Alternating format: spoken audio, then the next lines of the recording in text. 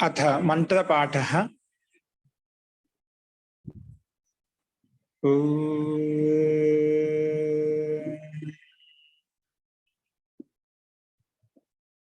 सहनाववतु सहनौ भुनक्तु सह वीर्यं करवावहै तेजस्विनावधीतमस्तु मा विद्विषावहै। ओम शांति शांति शांति। सर्वेभ्यो नमः। अंदरिकी नमस्कारम अंडी। నిన్న చెప్పిన పాఠం మీద సందేహాలు ఉన్నాయండి?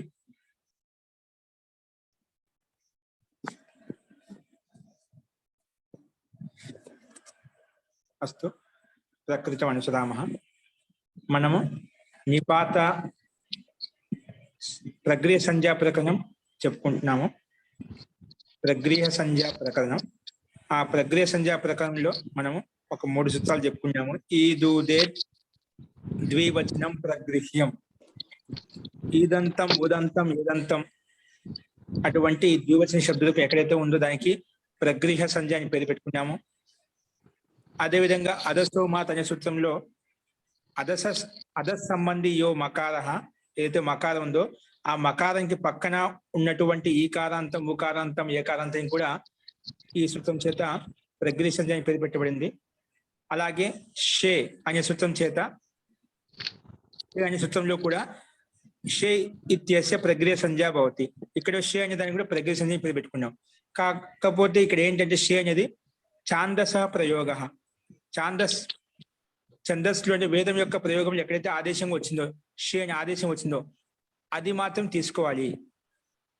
ఈ ఛాందస ఆదేశ గృహ్యతే. ఛాందస్ యొక్క ప్రయోగం అంటే వేదం యొక్క ప్రయోగం ఏదైతుందో అదే ఆదేశాన్ని ఇక్కడ తీసుకోవాలి. అలాంటి షే ఉన్న కూడా దాన్ని కూడా ప్రగృహ సంజ్ఞ అని పేరు పెట్టుకున్నాము. అదే క్రమంలో ఇక్కడ ప్రగృహ సంజ్ఞ ప్రకరణం నడుస్తుంది. ఎందుకంటే ప్రగృహ సంజ్ఞ యొక్క అధికారము, ప్రగృహ సంజ్ఞ పేరు పెట్టే అధికారం ఎంతవరకు నడుస్తుందో 12వ సూత్రం వరకు నడుస్తుంది. ప్రగృహం అనేది 18 వరకు నడుస్తుంది. ఓన్లీ ప్రగృహం అనే పదం 18వ సూత్రం వరకు నడుస్తుంది. ఈ దూదే ద్వివచనం అనేది 12 వరకు చూసాము. ఇది కూడా ప్రగృహ సంజ్ఞ ప్రకరణం అంటే 18వ సూత్రం వరకు చూసుకోవాలి. ఇక్కడ ఇదే క్రమంలో మనం నిపాత ఏకా జనాంగ్ అనే సూత్రం మీద చెప్పుకోబోతున్నాము. రాసుకోండి, నీట్ గా రాసుకోండి. నిపాత ఏకా జనాంగ్. మహోదయ, నిపాత ఏకా జనాంగ్ జీ చెప్పండి. మహోదయ, ప్రగృహ్య సంజ్ఞ అంటే అసలు అర్థం ఏంటి మహోదయ? ప్రగ్ అంటే తీసుకోబడినది అనేనా? అది దీని అర్థం ముఖ్యంగా ఈ వ్యాకరణం అంతా శబ్ద ప్రాధాన్యం. ఇది ఒక పేరు అంతే. ప్రగృహ్య అని ఒక పేరు, దాని అర్థం కాదు.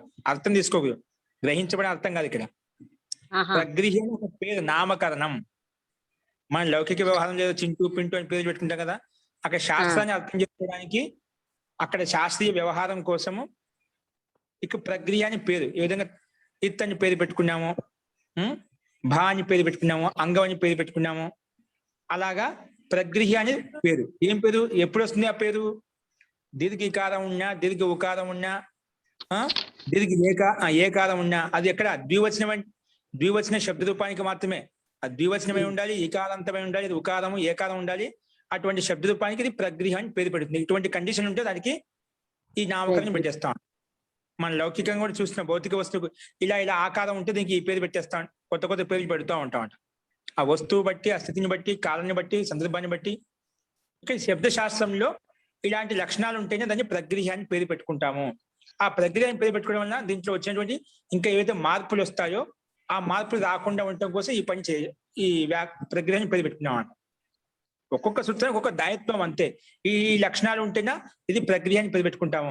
ప్రగృహ అని పేరు పెట్టుకోవడం ప్రకృతి భావం అవుతుంది. ప్రకృతి భావం కావడం వల్ల ఏదైతే సంధి ప్రాప్తం ఉందో ఆ సంధి కాకూడదు. ఇలా ఒకదానితో లింక్ ఉంటున్నామండి. ఓకే, ఈ నామకరణం అంతే. ఇక్కడ అర్థ ప్రాధాన్యం, శబ్దం వ్యాకరణం అంతా శబ్ద ప్రాధాన్యం. శబ్దాన్ని ఎలా ఉత్పన్నం చేయాలి, ఎలా తయారు చేయాలి అంటే శబ్దం ఉంటే అర్థం కూడా ఉంటుంది. శబ్దంతో అర్థం ఉంది. తర్వాత ఈ శబ్దోత్పత్తి జ్ఞానం మనకు తయారైంది, అర్థమైంది అనుకోండి, ఆటోమేటిక్ గా అర్థ జ్ఞానం కూడా మనకు వస్తుంది అన్నమాట. ఇక ఈ సందర్భంలో శబ్దం అస్తు నిపాత ఏకా జనాంగ్. ఓం ఆచార్య మహోదయ. ఓం ఆచార్య ఏంటండి? మహోదయ. అర్థం ఓం కాలేదు. ఆచార్య మహోదయ. చెప్పండి లక్ష్మణ గారు. జీ ఆచార్య మహోదయ, నిన్న టీ భాగస్యం గురించి ప్రవీణ్ గారు ఒక ప్రశ్న అడిగారు. అది ఎలా లోపం అవుతుంది, ఆ టీ అనేది నామసంజం ఎందుకు వచ్చింది, దాని గురించి కొంచెం వివరించండి గురుజీ. ఒక్కసారి రేపు గుర్తు చేయండి. నేను రోజు మర్చిపోయాను, చూడలేదు, అది సూత్రం చూడలేదు. వేరే కాశికాలో కూడా ఒక దాన్ని చూసి చెప్తా అని చెప్పాను, రేపు చెప్తా అండి. ముఖ్యంగా ధన్యవాదాలు ఆచార్య మహోదయ. అస్సు ధన్యవాదాలు మహోదయ. ఇక్కడ ఒకటి సింపుల్ గా చెప్తాను. శేషే లోపః అంటే ఆ టీ భాగం అంటే మీకు అంతిమ భాగంగా టీ భాగం చెప్పాను. శేష లోప అంటే ఇప్పుడు పైన త్వమావేక వచ్చిన సూత్రం వచ్చింది, మనం త్వమేవ్ ఆదేశం చేశాం. అక్కడ నువ్వు ఒక అధికార సూత్రం చెప్పి మపర్యంతస్య అని చెప్పి, మపర్యంతస్య అస్మదిలో ఉండే అస్మ మా వరకు, యుస్మదిలో ఉండే మా వరకు, మకారం పర్యంతము. ఇక్కడ ఏమవుతుంది, అస్మస్థానంలో మా వస్తుంది, యుస్మస్థానంలో త్వా వస్తుందని చెప్పాం. అంటే మపర్యంతం వరకు ఏవైతే ఆదేశాలు చేశామో, ఇప్పుడు అస్మస్థానంలో అస్మ, యుస్మస్థానం యుస్మ చేయంగా మిగిలినది ఏదైతే ఉందో, మిగిలిన భాగం ఉంది అస్మదిలో, అస్మ భాగానికి మాత్రం త్వా, అస్మ భాగానికి మా, యుస్మ భాగం త్వా, ఈ రెండు ఆదేశాలు అయిపోయాయి. అస్మదికి యుస్మదికి ఆ సగం భాగానికి మనం ఆదేశం చేయగా మిగిలింది ఏంటి, ఏ అంశం మిగిలింది, అద్దు భాగం మిగిలింది. అస్మదిలో అద్దు మిగిలింది, యుస్మదిలో యుద్ధ మిగిలింది. దాన్ని అట్ట మనము ఆదేశం చేసుకోబోగా మిగిలిన ఏదైతే రూపం ఉందో దాన్ని శేష మిగిలింది, దానికి ఆ మిగిలిన దానికి లోపం చేసేయి. ఆ మిగిలిన అంశం ఏదైతే ఉందో ఆ అంశానికి లోపం, దాన్ని అప్పుడు ఆ మిగిలిన అంశానికి మాత్రం ఇది లోపం చేస్తున్నామట. అంటే అన్నిటికీ కొన్ని ఆదేశం చెప్పుకుంటూ వచ్చాం ముందు, చెప్పిన తర్వాత ఇది వచ్చే శేష లోప. అప్పుడు మీరు ఆదేశం చేసుకోకపోగా మిగిలిన ఏదైతే ఉందో సర్వనామ శబ్దాలకు, ఆ మిగిలిన శబ్దానికి అంటే దాన్ని టీ భాగం అంతిమంగా టీ భాగం అని చెప్పాను, ఆ మిగిలిన శబ్దానికి నేను లోపం చేస్తాను. ఆ రకంగా టీ అని చెప్పాను అనమాట. శేష అంటే మిగిలినది. ఏం మిగిలింది, అస్మదికి యుస్మదికి అస్మ భాగం వరకు యుస్మ భాగం ఆదేశం చేసుకోబోగా మిగిలిన రూపం ఏదైతే ఉందో, అంశం ఏదైతే ఉందో ఆ అంశాన్ని శేష అని చెప్పాను, అంటే మిగిలినది. ఆ మిగిలిన భాగానికి శేషే లోప, శేషంలో లోపం చేసేస్తాను అంటే మిగిలిన దానికి లోపం చేస్తానని చెప్పి లోపం చేసింది అనమాట. అది ఇక్కడ శేషం. ఓకేనా. టీ అంటే మీకు అర్థం చేసుకోవడానికి చెప్పానమాట, కానీ ఇక్కడ శేష అనే పదం అర్థం చేసుకోవాలి. అయినా కూడా నేను చెప్తాను, ప్రత్యుదాహరణతో చెప్తాను మళ్ళీ ఒకసారి. ఉన్నారా ప్రవీణ్ గారు, ఉన్నారా ప్రవీణ్ గారు? ఉన్నారండి. ఉన్నానండి, మళ్ళీ సోమవారం చెప్తారు కానండి. ఓకే అస్తు. నిపాత ఏకా జనాంగ్. నిపాత ప్రథమ విభక్తి ఏకవచనం, నిపాత ప్రథమ విభక్తి ఏకవచనం. నెక్స్ట్ ఏకాచ్, ఏకాచ్ ప్రథమ విభక్తి ఏకవచనమే.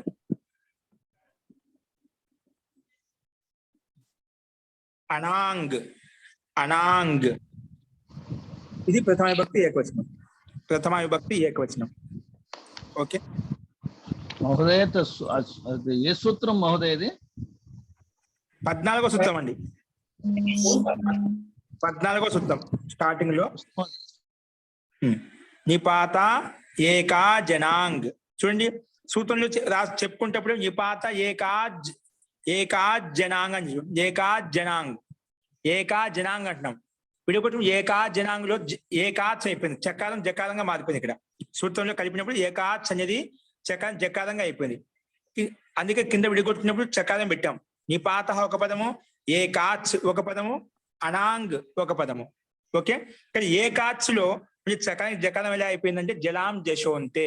ఎలా అయిందండి, జలాం జశోంతే. అంతిమంలో జల్లులు ఏవైతే ఉన్నాయో వాటి జస్ వస్తుంది, అంటే జబగడ దా వస్తాయండి. అంటే అదే వర్గం యొక్క 3వ అక్షరం వస్తుంది.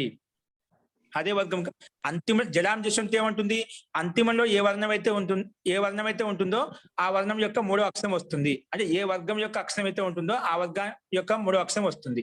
ఇక్కడ చవర్గం ఉంది కాబట్టి చవర్గం యొక్క 3వ అక్షరం వచ్చింది, అందుకే ఏకాజ్ అయిపోయింది. పక్కన అనాంగ్ స్వరం ఉంది కాబట్టి జకార హలంతో కలిసిపోతే ఏకా జనాంగ్ అయిపోయింది. అస్తు, ఇదే అండి. ఇప్పుడు సమాసం చూడండి. నిపాత అనేది సింగిల్ గా ఉంది, దాంట్లో సమాసం లేదు. ఏకాచు సింగిల్ గా ఉంది. అనాంగ్ అనే దాంట్లో నే సమాసం చూపిస్తున్నాడు. నే సమాసం కాదు, కర్మధారయ సమాసం చూపిస్తున్నాడు. చూడండి, అనాంగ్ అంటే ఏమిటి అసలుకి?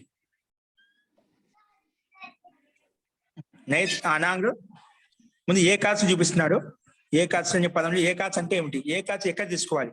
అనాంగాన్ని నైతత్వ సమాసం పక్కన ఇచ్చాడు. ముందు ఏకాచ్లో సమాసం ఏంటో ఏ రకంగా చూపించా చూద్దాం. సమాస రాసుకొని కింద సమాస ఎడ్డుమిటి. ఏకశ్చ అసౌ అచ్చ. ఏకః అచ్చు. ఏకశ్చ అసౌ అచ్చ. మహోదయ కొంచెం స్లోగా చెప్పండి మహోదయ, కంగారు పడుతుంటే. ఏకశ్చ అసౌ అచ్చ.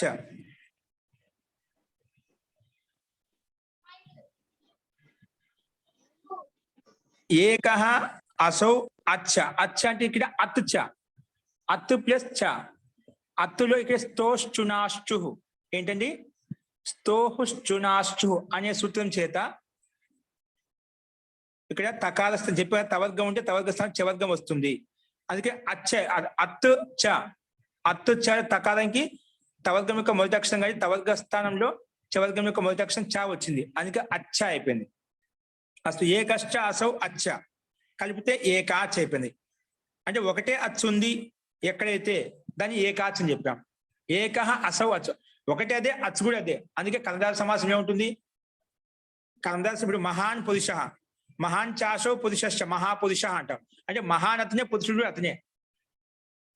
కాబట్టి దానికి విశేషణంగా వచ్చిందన్నమాట. ఏకశ్చ అసౌ అచ్చుచ. ఆ ఒకటేంటి? అచ్చు. ఏదైతే ఎక్కడైతే తీసుకున్నా అదే తీసుకోవాలి. ఏకశ్చ అసౌ అచ్చు అంటే అదే అచ్చు ఎక్కడైతే ఉందో, ఒకటే అచ్చు ఎక్కడైతే ఉందో, మొత్తానికి దీని తాత్పర్యం ఎక్కడైతే ఒకటే అచ్చు ఎక్కడైతే ఉందో దాన్ని ఏకాచ్ అని చెప్పాం. స్పష్టమైన శబ్దంలో మాకు అర్థం అవుతుంది. ఏకాచ్ అంటే ఒకటే అచ్చు అని అర్థం. దాన్నే ఏకశ్చ అసౌ అచ్చు అని చెప్పి ఆ రకంగా కర్మధారయ సమాసం చూపించి విగ్రహవాక్యంగా చెప్పామంట. దీనికి కర్మధారయ సమాసం అంటాం.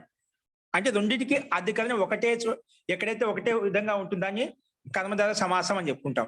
ఇప్పుడు ఏకః అచ్చుకి, ఏకకి అచ్చుకి రెండింటికి రెండు పదాలకు అధికరణ ఒకటే అన్నమాట. అంటే ఒకటే అదే, అచ్చు కూడా అదే. అందుకే దాన్ని కర్మధారయ సమాసం అని చెప్పుకున్నాం. అస్తు. నెక్స్ట్ అనాంగ్ అనే పదాన్ని విడగొట్టాడు. ఇక్కడ రాసుకోండి.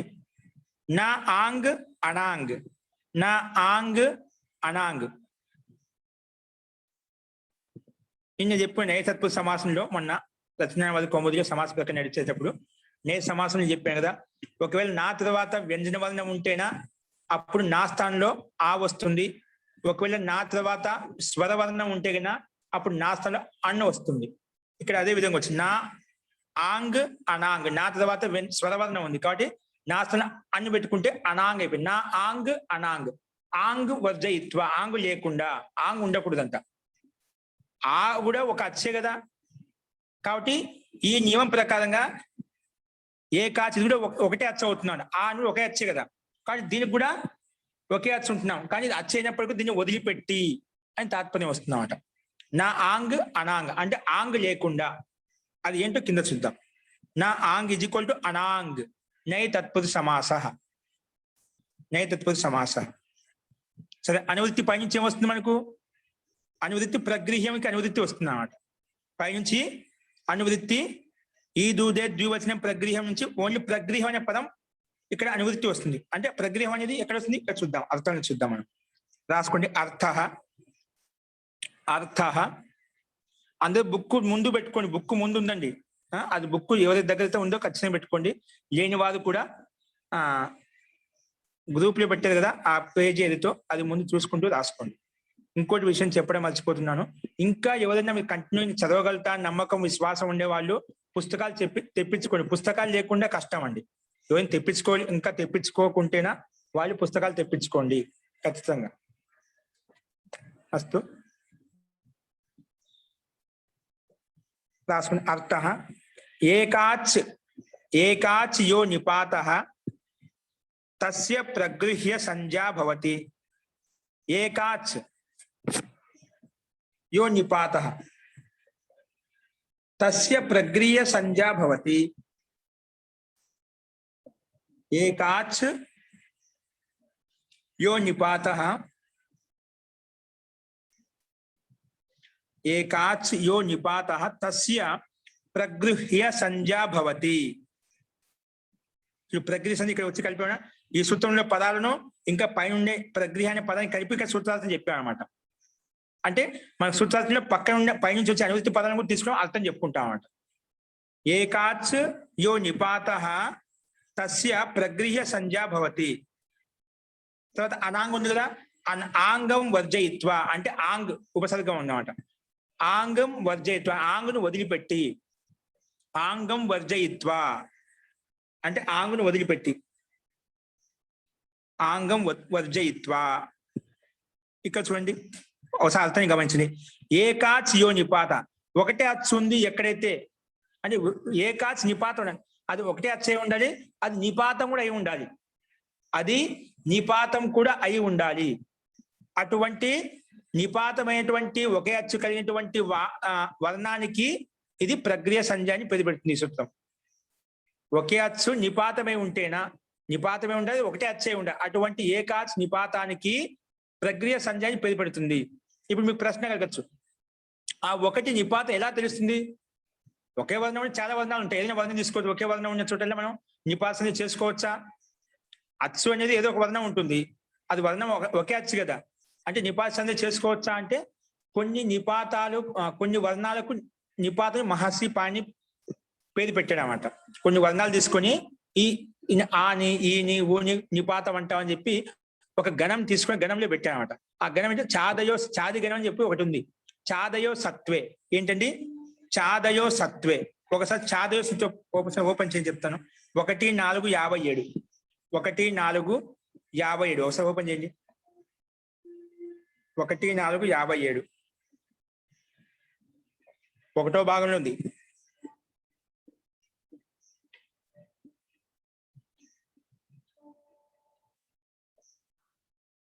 ఒకటి 4 పేజ్ నెంబర్ అండి 132. ఏంటండి 132. ఇది మనకి ఇక్కడ కొన్ని సంఖ్యలు ఇచ్చాడు. చాదయో సత్వే అస్తు. చాదయ పదవి భాగం చూసుకోండి, 132 పేజ్ తీయండి. ఒకటో భాగంలో చాదయ ప్రథమ విభక్తి బహువచనం, అసత్వే సప్తమి విభక్తి ఏకవచనం. అసత్వే అంటే సప్తమి విభక్తి ఏకవచనం. ఓకే, ఇప్పుడు సమాసం చూడండి. చ ఆదిరి ఏషాం తే చాదయ. చకారం ఆదిలో ఉంది, దాన్ని చాదయ అంటాం. అంటే చాది గణం ఒక పేరు పెట్టాము. ఆ గణంలో మొట్టమొదటి అవయ పదం ఏముందంటే నిపాతం ఏది ఉందంటే చా ఉందంట. మొట్టమొదటి పదం ఏముంది చా. చాకి నిపాతం పేరు పెట్టారనమాట. ఎవరు? ఈ సూత్రం ప్రకారం చాదయో సత్వే అస్తు. చ ఆదిరి ఏషాం తే చాదయ అంటే చకార ఆదిలో ఉంది ఏ శబ్దాలు ఏ వర్ణాలకైతే ఆ మొత్తాన్ని చాది గణం అని చెప్పాం, చాదయ అని చెప్పాం. అస్తు. నెక్స్ట్ ఏంటి? అసత్వే అనే పదాన్ని విడగొడుతున్నాడు. నా సత్వం అసత్వం తస్మిన్ అసత్వే. నా సత్వం అసత్వం తస్మిన్ అసత్వే. అది సత్వవాచి కాకూడదు, అంటే ద్రవ్యవాచి కాకూడదు. అటువంటి ద్రవ్యవాచి కానిది ఏదైతే ఉందో అటువంటి వాటి వర్ణాలన్నిటికీ ఈ సూత్రం ఏం చెప్పింది? నిపాతం అని పేరు పెట్టింది. అది అసత్వం అంటే ద్రవ్యవాచి కాకూడదు, ద్రవ్యం అయి ఉండకూడదు. అలాంటి ద్రవ్యం కానటువంటి వర్ణం ఏదైతే ఉందో వాటికి ఈ సూత్రం నిపాతం అని పేరు పెట్టింది. అంటే ఆ గణంలో కొన్ని వర్ణాలు ఎన్నుకోబడ్డాయి, ఆ వర్ణాలన్నిటికీ చాది గణం నిపాతం అని పేరు పెట్టుకున్నామట. అస్తు. ఇప్పుడు సూత్రార్థం గమనించండి. చాదయో నిపాత సంజ్ఞకాః భవంతి యది సత్వే అర్థే నా వర్తంతే. అంటే ద్రవ్యవాచి కాకుంటే, ద్రవ్యవాచి కాకుంటే మీకు చాదిగణం అనేది మనకు మహర్షి పాణిని 5 ఉపదేశాలు చెప్పారు కదా. 5 ఉపదేశాలు ఏంటండి? మహర్షి పాణిని రచించినటువంటి 5 ఉపదేశాలు ఏంటివి? అష్టాధ్యాయి, ధాతుపాఠ్, ఉనాదిపాఠ్, గణపాఠ్, లింగానుశాసనం. ఓకేనా? ఈ 5 అండి. ఇది గణపాఠంలో ఉన్నమాట. అష్టాధ్యాయి ధాతుపాఠంలో ధాతులు ఉంటాయి, ఉనాదిలో కూడా కొన్ని సూత్రాలు ఉంటాయి.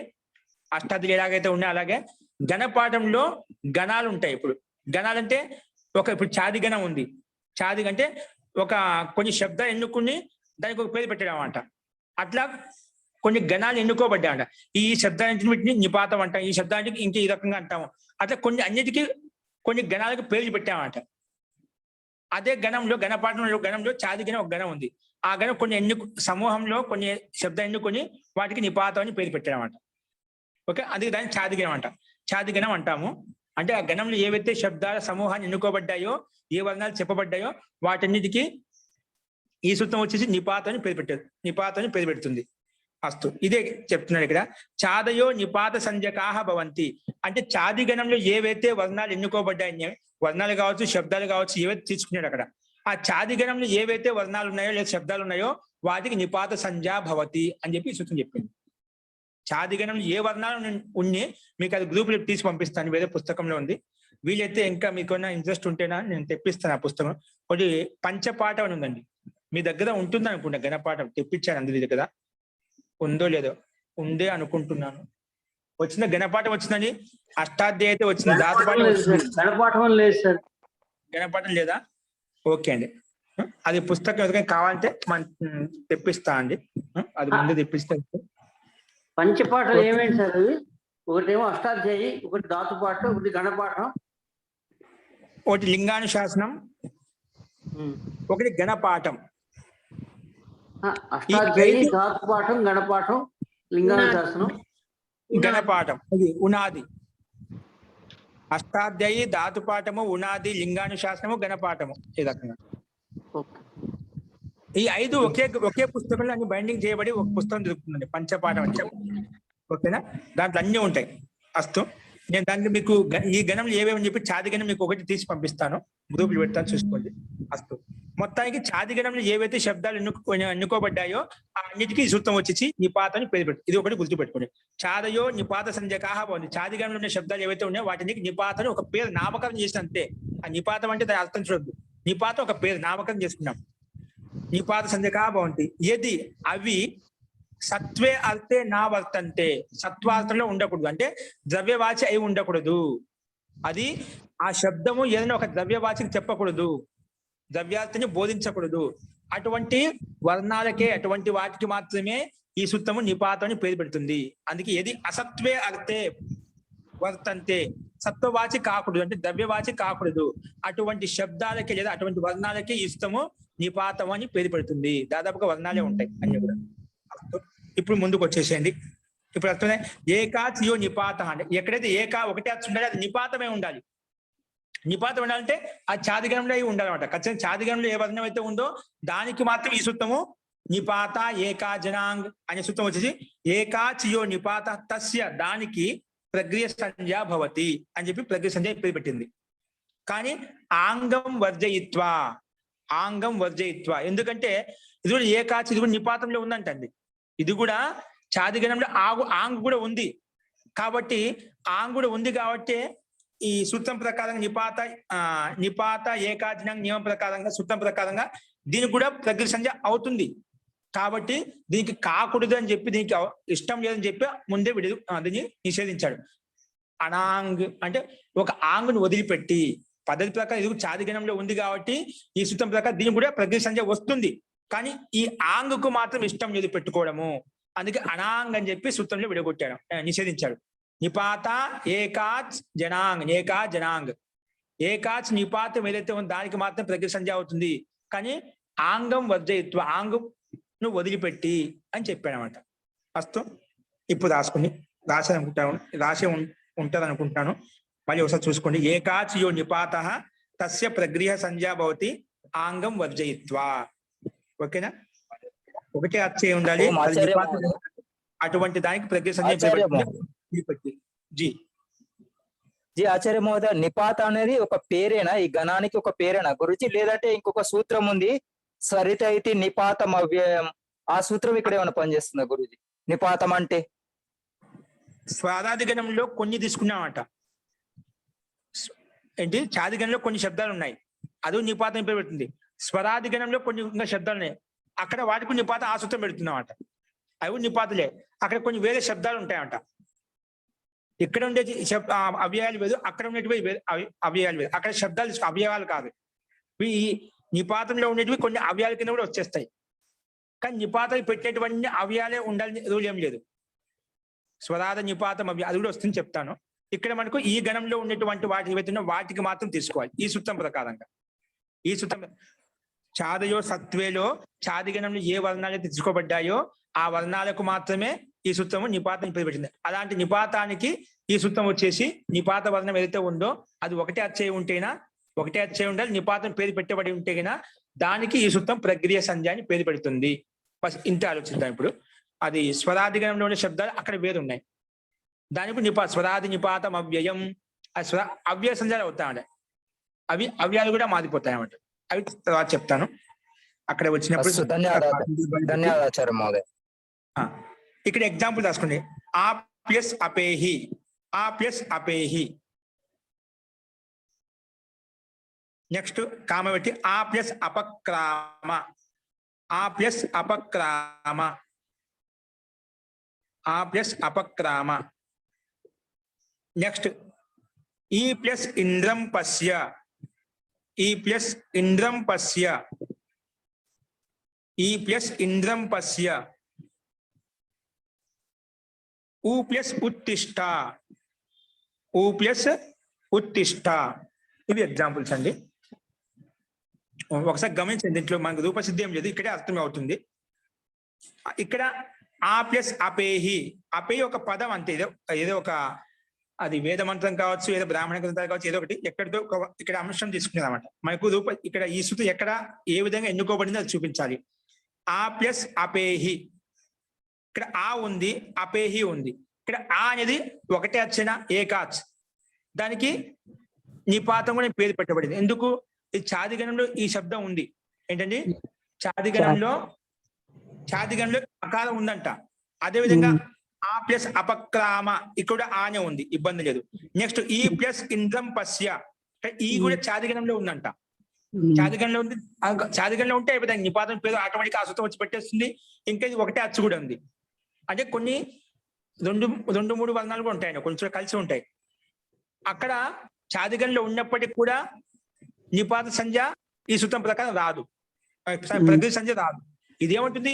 నిపాతమే ఉండాలి, ఒకటే అచ్చే ఉండాలి, ఒకటే అచ్చే ఉండాలి. నిపాతం ఉన్నటువంటి వర్ణాలు రెండు మూడు వర్ణాలు కలిసి ఉన్నట్టు కూడా ఉన్నాయన్నమాట. అప్పుడు అక్కడ వస్తుందా మన ప్రకృతి సంధ్య? రాదు. నిపాతంతో పాటు ఒకటే అచ్చే ఉంటేనే అప్పుడు మాత్రమే ఈ సూత్రము ప్రకృతి సంధ్య అని పేరు పెడుతున్నామట. అందుకే విశేషణం ఏం కలిపాడు? ఏకాచ్యో నిపాత, ఒకటే అచ్చేటువంటి ఏదైతే నిపాతం ఉందో తస్య దానికి మాత్రమే ప్రక్రియ సంధ్య భవతి, అదే ప్రక్రియ సంధ్యకం అవుతుంది. కానీ ఆంగును వదిలిపెట్టి, ఎందుకంటే ఇది కూడా ఆంగ్ కూడా ఒకటే అచ్చు కదా, కాబట్టి దీనికి కూడా వస్తుంది, అది ఇష్టం లేదు, అందుకే నిషేధించాడు. ఆంగం వర్జయిత్వా, అందుకే అనాంగ్, నా ఆంగ్ అనాంగ్, ఆంగ్ లేకుండా. అదేవిధంగా ఊ ప్లస్ ఉత్తిష్ట, ఇక్కడ ఊ అనేది చాదిగణంలో ఉంది కాబట్టి ఇది నిపాతము ఇంకా ఒకటే అచ్చు కూడా, కాబట్టి దీనికి ప్రకృతి సంధ్య అండి. ఓకే, దీనికి ప్రకృతి సంధ్య పేరు పెట్టబడింది. ఎందుకు? ఒకటే అచ్చై ఉండాలి, నిపాతమే ఉండాలి. చెప్తున్నా కదా, ఆ ఈ ఊ ఈ మూడు వర్ణాలు చాదిగంలో ఉన్నాయి. చాదిగంలో ఉన్నాయి కాబట్టి చాదయో సత్వ నియమం ప్రకారంగా దీనికి ప్రక్రియ సంధ్య అని పేరు పెట్టబడింది. ప్రక్రియ సంధ్య పేరు పెట్టడం వల్ల ఏమైంది మనకు లాభం? ఇక్కడ ప్లుత ప్రక్రియ అచినిత్యం అనే సూత్రం చేత, ఇక్కడ ప్లుత ప్రక్రియ అచినిత్యం అనే సూత్రం చేత ఏదైతే ప్రక్రియ అని పేరు పెట్టావో దానికి ప్రకృతి భావం అవుతుంది. అంటే ఇక్కడ ఆ ఈ ఊ అంటే ఆ అపేహిలో ఉండే ఆకి, ఆ అపక్రామలో ఉండే ఆకి, ఈ ఇంద్రం పశ్యలో ఉండే ఈకి, ఊ ప్లస్ ఉత్తిష్టాన్లో ఉండే ఊకి ఇక్కడ ప్రకృతి సంధ్యాన్ని పేరు పెట్టిన ఆ ప్రక్రియ సంధ్యాన్ని ఎదికి ఏ వర్ణానికి అయితే పెట్టాం దానికి ప్రకృతి భావం అయిపోయింది. ప్రకృతి భావం కావడం వల్ల మనకు వచ్చిన లాభం ఏంటంటే ఇక్కడ ఆ రెండు సవర్ణాక్షరాలు కలిసి కదా అకహ సవర్ణే దీర్ఘ అనే సూత్రం చేత దీర్ఘం ప్రాప్తం అవుతుంది. అందుకే ఆ దీర్ఘము కాకుండా నిలబడిపోయింది. ఎందుకంటే ముందున్న దానికి ప్రకృతి భావం పేరు పెట్టాం. ప్రకృతి భావం పేరు పెట్టినప్పుడు రెండు వర్ణ కలిసి దీర్ఘం కానిక లేదు, అది ఎలాగైతే ఉందో అలాగే ఉంటుంది. ఆ అపేహి అలాగే ఉంటుంది. ఈ ఇంద్రం పశ్య, ఆ అపక్రామ, ఉత్తిష్ట విడివిడిగా పెట్టడం ఇష్టం అనమాట. అక్కడ ఛందస్ ప్రయోగంలో ఏదైనా వేదమంత్రం కావచ్చు, ఇది బ్రాహ్మణ గ్రంథం కావచ్చు, ఎక్కడైనా ఉండి ఇక్కడ సంధి చేయడం ఇష్టం లేదు, విడివిడిగా ఉంచడం ప్రయోజనం అంట. కాబట్టి ఆ ప్రయోజన సిద్ధి కోసం ఇక్కడ సంధి ప్రాప్తం అవుతుంటే, ఎందుకంటే సవర్ణాక్షర అక్షులకు సవర్ణ అక్షరులు పరంభవినప్పుడు దీర్ఘం ఏకాదేశం అని చెప్పుకున్నాం కదా. ఇక్కడ ఆ తర్వాత ఆ ఉంది అనే రెండు సవర్ణాక్షరాలు కాబట్టి ఆ అనే దీర్ఘాక్షరం రాబోతుంది, అది ఇష్టం లేదు. దాన్ని ఏదో నిలబెట్టాలి, సూత్రం ప్రాప్తం అవుతుంది. కాబట్టి ఊరికే నాకు ఇష్టం లేదు నేను దీన్ని చేసుకోంటే కాదు, ఒక రీజన్ అంటూ చెప్పాలి, ఒక కారణం అంటూ చెప్పాలి. నాకు ఇష్టం, ఇక్కడ ఇష్టం లేదు, వేరే చోట. కాబట్టి ఏ చోట్ల నీకు ఇష్టం లేదు, ఏ సందర్భాలు అది క్లారిటీ చెప్పాలి. సరే ఇష్టం లేదు, ఏ సందర్భాలు నీకు ఇష్టం లేదు, ఎక్కడెక్కడ నువ్వు చేయవు, ఆ లక్షణం చెప్పు, ఆ నిమిత్తం చెప్పు, అన్ని చూపించాలన్నమాట. ఒకటి ఇలాంటి స్థితి ఉంటే నేను చేయను అని కొన్ని కండిషన్ చెప్తున్నమాట. నిపాత ఏకా జనాంగ్ అలాంటి స్థితిలో ఒకే అచ్చు ఉన్నటువంటి నిపాతం ఏదైతే ఉందని ప్రకృతి సంధి పేరు పెట్టుకుంటామో అలాంటప్పుడు ప్రకృతి భావం అయిపోయి అక్కడ సంధి జరగదు. ఇలా ఈ సందర్భాలు నేను అలా పెట్టుకున్నప్పుడు అక్కడ సంధి అవసరం లేదు. ఒక నియమం రీజన్ చెప్పింది కాబట్టి ఆ నియమం ప్రకారంగా ఇక్కడ సంధి జరగలేదు. కాబట్టి ప్రాప్తం అయితే ఖచ్చితంగా ప్రాప్తం చూపించాలి, లేదంటే ఏదో ఒక కారణం నిమిత్తం బలమైన కారణం చూపించి దాన్ని నిషేధించాలి. ఇక్కడ మనకు బలమైన కారణం ఇలాంటి స్థితి ఇప్పుడు ఇక్కడే కాదు, ఇంకా అది సార్వత్రిక సిద్ధాంతం.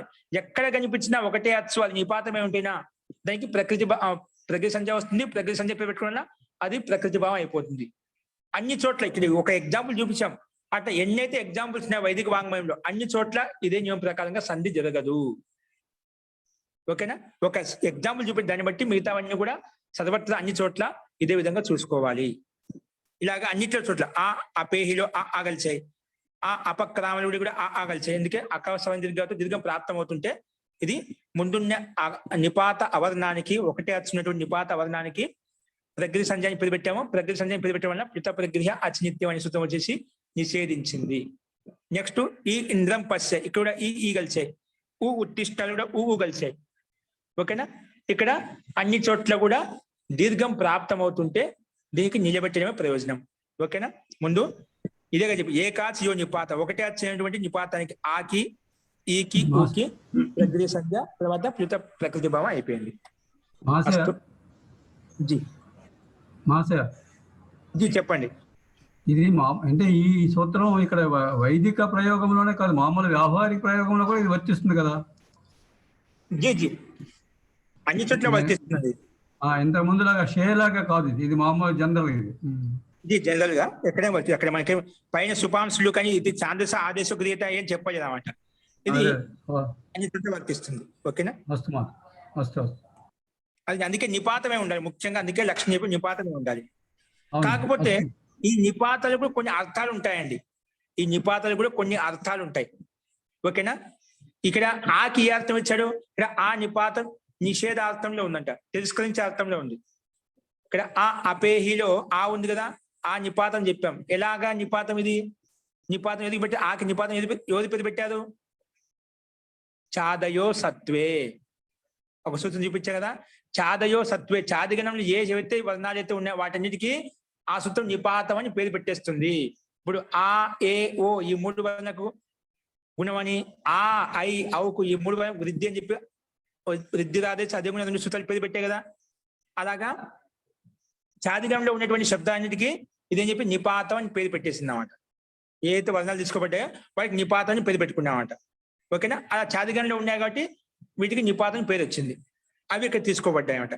కానీ దానికి ఒక అర్థం అంటూ ఉంటుంది. ఏ అర్థం అంటే ఆ అనేదానికి అనేది ఏ అర్థంలో ఉందంటే నిషేధించే అర్థంలో ఉంది. అపేహికి అర్థం ఏదంటే మనకు తెలియదు ఇప్పుడు. ఓకేనా? అది ఏదో మంత్రాంశం చెప్తున్నదో ఎక్కడో వచ్చిన ప్రయోగం. ఇక్కడ సంధి ప్రాప్తం అవుతుంది. అపేహి అనేది ఇక్కడ ఆ నిషేధార్థంలో వచ్చింది అని చూపిస్తున్నాడు. ఇంకోటి నిషేధం అంటే తిరస్కరించడం.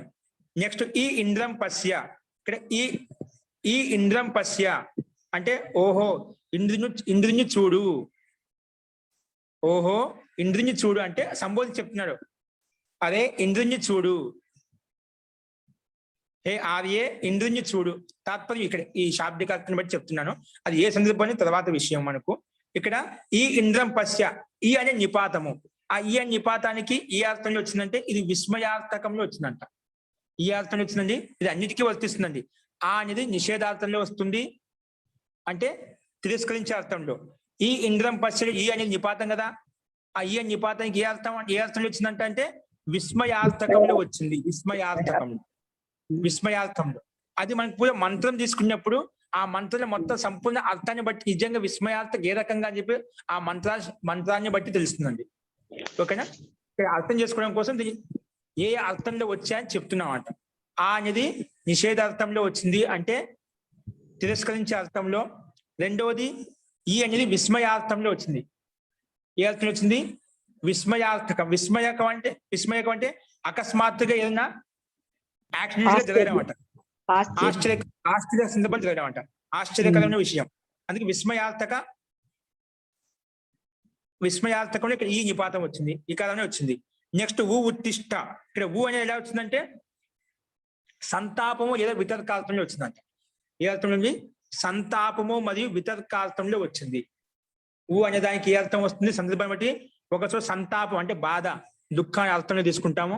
ఇంకోటి వితర్కం, తర్క వితర్కార్థంలో ఏం చేసినా దానికి వితర్కంగా చెప్తాం, కుతర్కంగా చెప్పడం అంట. ఈ సందర్భంలో అనే ఉపసర్గం వచ్చింది, సరే అనే నిపాతం వచ్చింది. అర్థమైందా? ఆకి తిరస్కరించార్థము, నిషేధించార్థము, ఈకి విస్మయార్థకము, ఆశ్చర్యార్థకము, నెక్స్ట్ ఊకి ఏ అర్థం అంటే సంతాపము లేదా వితర్కార్థంలో ఇవి నిపాతాలు ఇవ్వబడ్డాయి. ఓకేనా? వీకి అర్థం గురించి చెప్పామంట. ఆ అనేది ఏ అర్థంలో ఉంది, ఈ అనేది ఏ అర్థంలో వచ్చింది, అనేది ఏ అర్థంలో వచ్చింది, ఈ సందర్భంలో అంటే ఈ సందర్భంలో వచ్చిందని అర్థం చేసుకోవాలి. అది పూర్తిగా ఎలా వస్తుందో మనకు మంత్రాంశంలో తెలుస్తుంది. పూర్తిగా మంత్రం మన దగ్గర ఉందనుకోండి, నిజంగా ఏ రకంగా నిషేధించబడిందని అర్థమవుతుంది. ఓకే, మనకి ఇక్కడ ముఖ్యంగా ఏంటి ప్రయోజనం అంటే ఇక్కడ ఏకాచ్ నిపాతమై ఉంటే, ఒకటే అనేటువంటి నిపాతం ఏదైతే ఉందో దానికి ప్రజ్ఞ సంధ్య పేరు పెట్టుకున్నాము. ఇక్కడ ఈ సందర్భంలో అకహ సవర్ణే దీర్ఘ అనే సూత్రం చేత దీర్ఘం ప్రాప్తం అవుతుంటే నిషేధించడమే దీని యొక్క ముఖ్య ప్రయోజనము. అది పేరు పెట్టడం ప్రకృతి సంధ్య ప్రకృతి భావం అయిపోయి సంధి జరగలేదు, దీర్ఘ సంధి జరగలేదు. ఇంకా వీటికి నిపాతం ఎవరు పేరు పెట్టారంటే ఆకి, ఈకి, ఊకి ఎవరు పేరు పెట్టారంటే చాదయో సత్వే అనే సూత్రం వచ్చేసి ఇక్కడ నిపాతం పేరు పెట్టబడింది. ఓకేనా? ఆ, ఈ, ఊకి.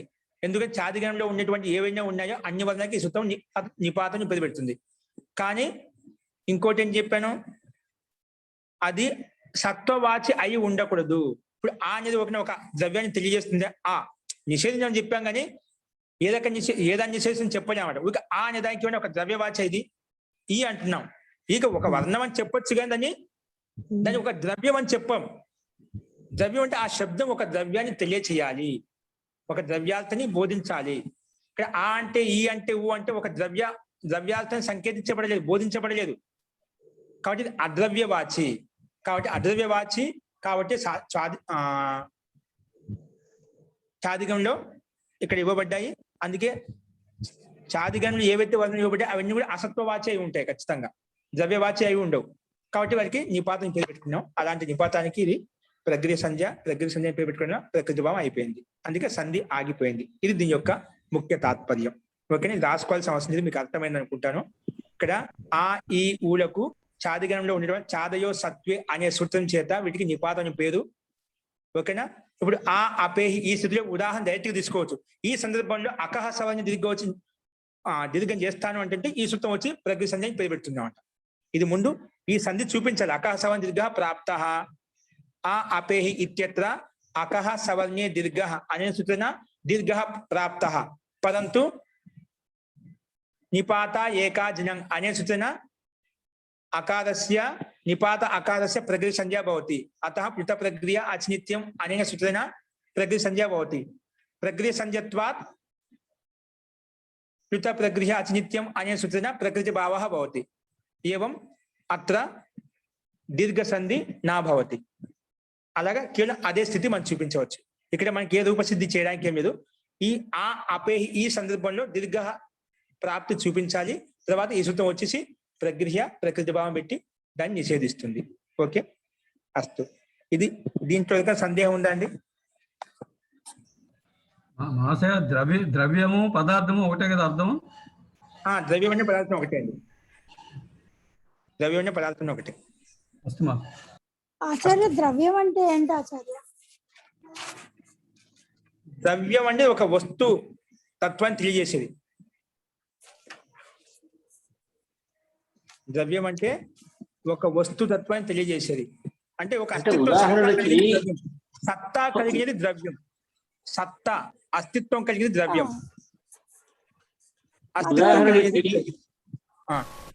ఉదాహరణకి కా అంటే బ్రహ్మని తెలియజేస్తుంది, ఖ అంటే మన యొక్క ఆకాశాన్ని తెలియజేస్తుంది. అటువంటి సంఖ్యలు వీటికి లేవు. అకారానికి, ఇకారానికి, ఉకారానికి. క అనే శబ్దము బ్రహ్మని తెలియజేస్తుంది. రా అగ్నిని తెలియజేస్తుంది, ఖ అంటే ఆకాశాన్ని తెలియజేస్తుంది. కాబట్టి అటువంటి సంఖ్యలు అకారానికి ఇకారానికి ఉకారానికి లేవు కాబట్టి అని మనం అనుకోవచ్చు. అంటే ద్రవ్యార్థాన్ని బోధిస్తుంది. అంటే అలా ఉచ్చరించగానే ఒక ద్రవ్యతత్వం మనకు బోధింపబడుతుంది. ఆ అనగానే ఒక ద్రవ్యతత్వం బోధింపబడలేదు. ఈ అంటే చెప్పడం లేదు, ఊ అంటే రాలేదు. అందుకే అద్రవ్య వాచ్యం చెప్పారు. ద్రవ్యం అంటే ఒక వస్తుతత్వాన్ని, అంటే ఒక సత్తాత్మక స్థితిని, అస్థి ఉంది అనే అర్థాన్ని తెలియజేయడం లేదన్నమాట. ఒక అస్తిత్వం తెలియజేయడం, ఒక పదార్థం ఏదైనా కానీ. అర్థమైంది ఆచార్య. మహోదయ ధన్యవాదాలు ఆచార్య. చెప్పండి.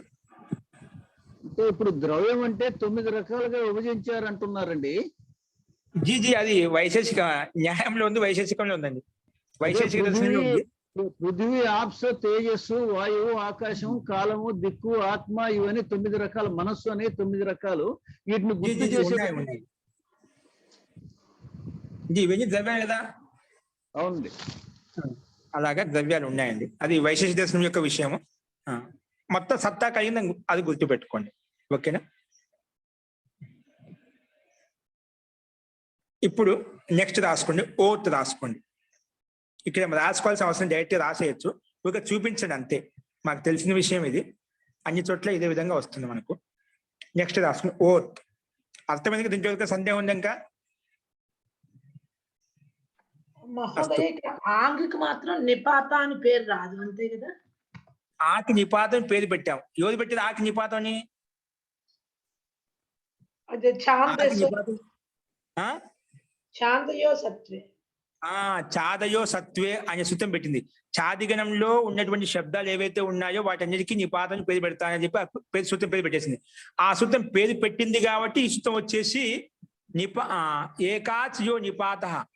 ఒకటే అచ్చు ఏమిటి? నిపాతం ఏదైతే ఉందో, ఒకే అచ్చు కలిగినటువంటి నిపాతం ఏదైతే ఉందో ఆ నిపాతానికి నేను ప్రగ్రియ సంధ్య అని పేరు పెడతాను, ప్రగ్రిహ్యం అని పేరు పెడతాను అని చెప్పి పేరు పెట్టేసింది. నిపాతం పేరు పెట్టిన దానికి అంటే చాదసత్వే అది పేరు పెట్టింది కాబట్టి ఈ సూత్రం వచ్చిందన్నమాట. ఆ సూత్రం ముందే మహర్షి పాణి చేశాడు కాబట్టి ఈ సూత్రం దాన్ని మనసులో పెట్టుకుని ముందే ఇక్కడ సూత్రం రచించారనమాట. చాదసత్వం ఎక్కడ ఉంది? ఎక్కడో ఉంది. ఎక్కడ ఉంది ఇది? 1:4:50 సూత్రం తర్వాత ఉంది. ఇది ముందే ఉంది. కానీ మహర్షి పాణినికి తెలుసన్నమాట, నేను ఈ గణంలో ఉన్నటువంటి వాటికి ముందు ఒక పేరు పెట్టాను, దాన్ని ఉపయోగించి ఇక్కడ సూత్రం తయారు చేశానమాట. ఓకే, ఆంగకు అది కూడా చాదిగణంలో ఉంది. చాదిగణంలో కూడా ఒకటే అచ్చే, ఆ అనేది ఒకటే అచ్చే కదా, ఒకే అచ్చు ఉంది. కాబట్టి ఇది చాదిగణంలో ఉంది. చాదిగణంలో ఉంది కాబట్టి దీనికి కూడా ఈ సూత్రం ప్రకారంగా చాదయో సత్వే అనే సూత్రంతో నిపాత సంధ్య అవుతుంది. నిపాత సంధ్య అవుతుంది. అందుకే ఆ సూత్రం ప్రకారం నిపాత సంధ్య అన్నప్పుడు ఇది కూడా వర్తిస్తుంది, ఆ కూడా వచ్చేస్తుంది. కాబట్టి దీనికి వద్దు, ఇష్టం లేదు కాబట్టి దాన్ని అనాంగ్ అని చెప్పి నిషేధించుకున్నాడు మహర్షి పాణి. ఇది ఇష్టం లేదు మనకు. ప్రగృహ సంజ్ఞ మాత్రమే రాదు ఆంగికి, దానికి ఒకదానికి రాదు. అంటే మామూలుగా చాదిగణంలో ఉన్నటువంటి పదాలన్నిటికీ, శబ్దాలన్నిటికీ ఆ సూత్రం ప్రకారం నిపాత సంధ్య ఉంది. ఆ రకంగా దీనికి కూడా ఉంది, ఆంగికి కూడా నిపాత సంధ్య ఉంది. అది ఇక్కడ మనకు అవసరం లేదు అని చెప్పి నిషేధించాడు. అనాంగ్ అని చెప్పి నిషేధించాడు. ఇక్కడ మన ఈ సూత్రం ఆ అకారానికి మాత్రం నిపాత సంధ్య, ప్రగృహ సంధ్య పేరు పెట్టాను. ప్రగృహ సంధ్య వద్దని చెప్పడం కోసం ఆ ఆకి మాత్రం అన్నిటికీ పెడతాను. చాదిగణం ఏవైతే ఉన్నాయో అన్నిటికీ ప్రగృహ సంధ్య పేరు పెడతాను. కానీ ఒక ఆంగ్ వర్జయిత్వ, ఆంగును మాత్రం వదిలిపెట్టి వేరే పనులు అవుతాయి.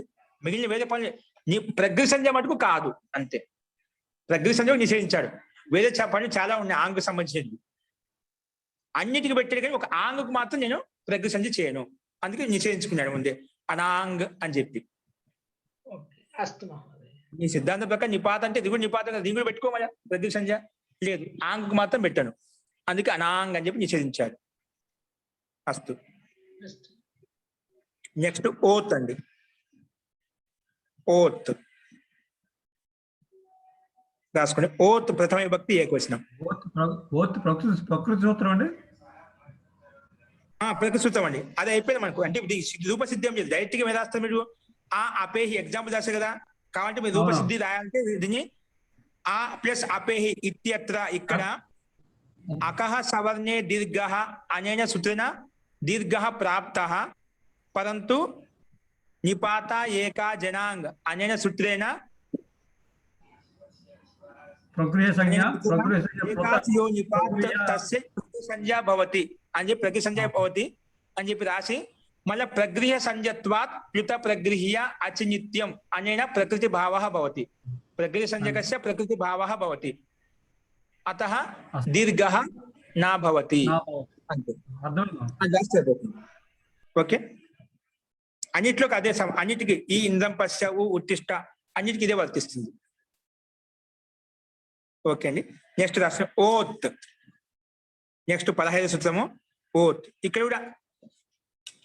ఇక్కడ మళ్ళీ నిపాత శబ్దం నిపాత ఏకా జనాంగ్. ఇక్కడ నిపాత శబ్దం ఒకటి మళ్ళీ కొత్తగా యాడ్ అయింది. పైనుంచి ప్రగృహ్యం అనే పదానికి అనువృత్తి వస్తుంది. ఇక్కడి నుంచి ఇంకొక కొత్త ఈ నిపాత ఏకా జనాంగ్ నిపాత అనే పదానికి కూడా అనువృత్తి వస్తుంది కింది సూత్రంలో. సో ఈ నిపాతకి అనువృత్తి 1:1:15 వరకు అంటే కింది సూత్రంలోకి వస్తుంది అన్నమాట. 15 సూత్రంలో పైన ఉన్నటువంటి నిపాత శబ్దం ఇక్కడ కూడా అనువృత్తి వస్తుంది. ఓకే, ఆ నిపాత శబ్దం వచ్చేసి ఏం చేస్తుంది చూద్దాం. ఓత్ అని ప్రథమ విభక్తి ఏకవచనం రాసుకోండి. దీంట్లో ఒకటే పదం ఉంది, ఒకటే సింగిల్ గా ఒకటే అచ్చు ఉంది కాబట్టి ఇక్కడ అందుకే ప్రథమ విభక్తి ఏకవచనం చెప్పేశాం. అస్తు అనువృత్తి ఏమొస్తున్నాయి రాసుకోండి. అనువృత్తి అని చెప్పి నిపాత, ఇప్పుడు పైన చెప్పిన సూత్రం నుండి నిపాత ఓన్లీ నిపాత ఏకా జనాంగులు ఓన్లీ నిపాత అనే పదం మాత్రమే వస్తుంది, మొత్తం రాలేదు. నిపాత అనే పదం మాత్రమే. నిపాత కామ ప్రగృహ్యం, అది ఈదుదే ద్వివచనం ప్రగృహ్యం అనే సూత్రం నుండి అది కంటిన్యూ నడుస్తుంది. అది 18 వరకు నడుస్తుంది. అంటే ప్రతి సూత్రంలో వస్తూ ఉంటుంది అన్నమాట. అస్తు నిపాత ఒక అనువృత్తి వచ్చింది, ప్రగృహ్యం ఒక అనువృత్తి వచ్చింది. కానీ నిపాతకి అనువృత్తి అంతవరకు కేవలం 15వ సూత్రం వరకు మాత్రమే వర్తిస్తుంది. అంటే ఈ కింది సూత్రంలో మాత్రమే, ఇదే సూత్రంలో మాత్రమే. అస్తు అర్థ రాసుకోండి. అర్థ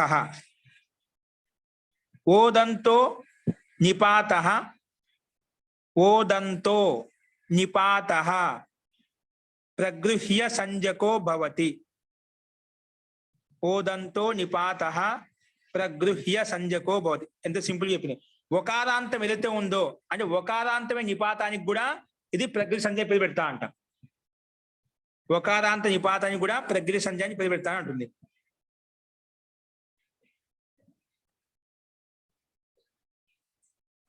ఒకారాంతో యో నిపాత తస్య ప్రగృహ్య సంజ్ఞకో భవతి.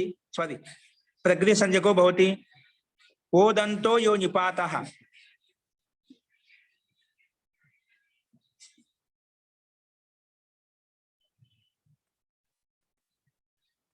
ఓదంతో యో నిపాత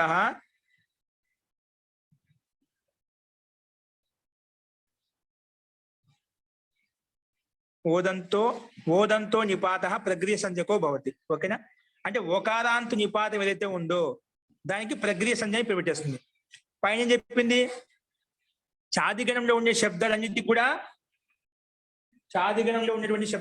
ప్రగృహ్య సంజ్ఞ పేరు పెట్టుకుంటా అని చెప్పాం. అంటే ఇక్కడ ఓత్ అనేది ఏకాచ్ కానక్కర్లేదు, అనేకాచ్ అయినా పర్లేదు. అక్కడ ఏకాచ్ విశేషం పెట్టి ఏకాచ్ని పెట్టలేదు అన్నమాట. అదే అంటే ఇక్కడ అదే తేడా, దీనికి తేడా అంటే ఇది ఏకాచ్ అవ్వాలని లేదు. ఇది ఏకాచ కాదండి, దీంట్లో ఒకటే అచ్చు ఉందా లేదా? ఏదండి ఓత్ అంతం అన్నాడు కదా, ఏకాచ్ అనలేదు. ఓదంతం అన్నాడు కానీ ఏకాచ్ అనలేదు కదా అన్నాడు. ఓ అంతంగా ఉంది అంటున్నారు ఏకాచేనండి. కాదండి, ఆహో ఏకాచ్ కాదు, అంతంలోనే ఉండాలి. అంతంలో ఉండాలంటే ఏకాచ్ అనే చెప్పలేదు. ఓకే, చెప్తాను ఒక నిమిషం.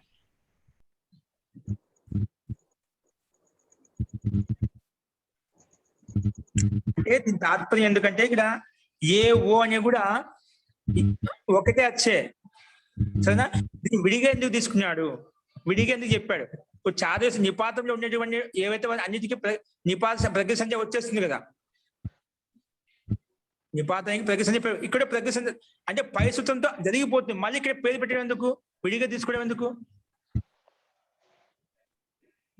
విడిగా తీసుకోవడం ఎందుకు? అది ఈ గణంలో లేదేమో. ఇవి ఈ గణంలో ఉంది, ఈ గణంలో ఉందండి. ఉందా? అది గణంలో చాదే సత్వంలో ఉండే ఈ గణంలో ఏ ఉంది, ఆ ఉంది, ఈ ఊరు, లు, ఏ, ఐ, ఓ, ఔ ఇవన్నీ ఉన్నాయి. అంటే ఆ సూత్రం ప్రకారంగానే దీనికి కూడా ప్రకృతి సంజ్ఞ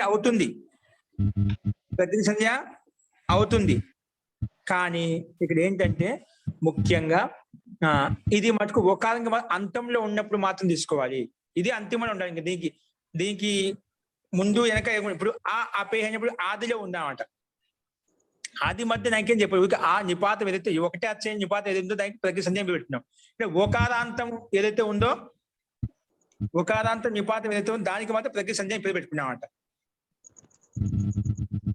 కాకపోతే ఇక్కడ ఏంటంటే ఒకారాంతం అని సూత్రం చెప్పింది కాదు ఓదంతా, కానీ అంత శబ్దం ఎక్కడ చూసింది? ఏన విశేషణ విధి విధీయతే తదంతస్య గ్రాహకో భవతి. ఇది ఒక సూత్రం ఉంది. ఎక్కడ? ఏన విధిస్తదంతస్య. ఒకసారి సూత్రం రాసుకుని చెప్తాను. ఓదంతో నిపాత ప్రగ్రియ సంజ్ఞకో భవతి. ఓకేనా? ముఖ్యంగా దీని తాత్పర్యం ఒకారాంతం కలిగినటువంటి నిపాతం ఏదైతే ఉందో దానికి ప్రగ్రియ సంజ్ఞ అవుతుంది. ఒకారం ఉండాలి, కానీ అది అంతిమంలో ఉండాలి. ఎక్కడ ఉండాలి? ఏదానికంటే అంతిమంలో ఉంటే అప్పుడు అదే అంతిమంలో ఉండాలి, అప్పుడు ప్రగ్రియ సంజ్ఞ భవతి. ఒక ఉదాహరణ రాసుకోండి. ఆహో ఇతి.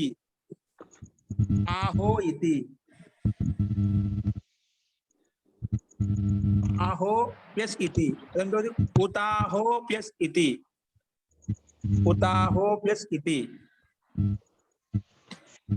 ఆహో ఇతి, ఉతాహో ప్లస్ ఇతి.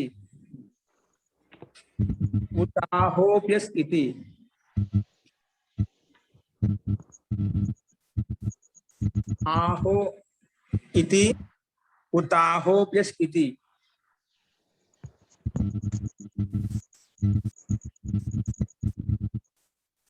ఆహో ఇతి, ఉతాహో ఇతి, నో ఇదానీం. నెక్స్ట్ ఎగ్జాంపుల్, నో ప్లస్ ఇదానీం. నో ప్లస్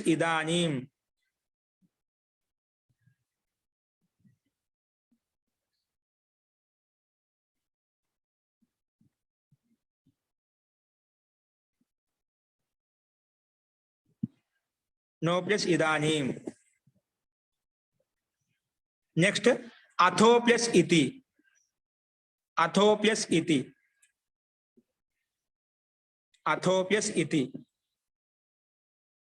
నెక్స్ట్ అహో అధునా.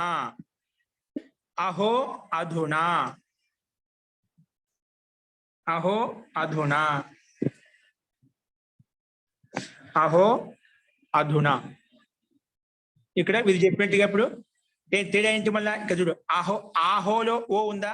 ఓకార అంతిమంలో ఉందా? ఓకారాంతం ఉంటే అలాంటి ఓకారాంతానికి ప్రగ్రియ సంజ్ఞాన్ని పేరు పెట్టేస్తుంది. ఉతాహోలో ఓ ఉందా? అంతిమాక్ష ఓ. అదే నోలో కూడా ఓ ఉంది. అథో ఓ తుథ. అథోలో కూడా ఓ ఉంది. అహోలో కూడా ఓ ఉంది. అహో అధునా, అథో ఇతి, నో ఇదానీం, ఉతాహో ఇతి. ఇవన్నీ ఛాదిగణంలో ఉన్నాయండి. ఇవన్నీ శబ్దాలు ఛాదిగణంలో ఉన్నాయి. కానీ నిపాత ఏకా జినంగా సూత్రం అక్కడ ఓన్లీ ఒకటే అచ్చు కలిగినటువంటి నిపాతానికి మాత్రమే ప్రకృతి సంజ్ఞ పెట్టింది. ఇక్కడ ఏముంటుంది?